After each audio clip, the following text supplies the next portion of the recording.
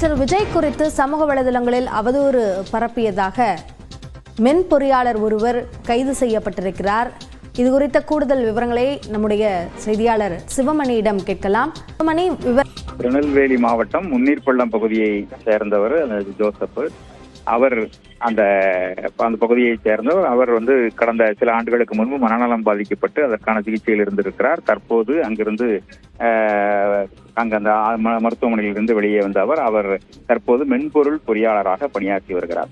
இந்த நிலையில கடந்த சில நாட்களாக சமூக வலைதளங்கள்ல அவர் தவறான கருத்துக்கள் ஜோசப் விஜய் குறித்து, தமிழக முதலமைச்சர் ஜோசப் விஜய் குறித்து அந்த ஜேம்ஸ் அப்படிங்கிறவர் தவறான கருத்துக்களை தொடர்ந்து பதிவிட்டு வந்ததாக தெரிகிறது. மதம், மொழி, இனம் இது தொடர்பான அவர் முதலமைச்சர் குறித்து அவதூறு கருத்துக்களை பதிவிட்ட அவர் பேசக்கூடிய நபர்களிடம் தொடர்ந்து அவதூறாக பேசி வந்ததாக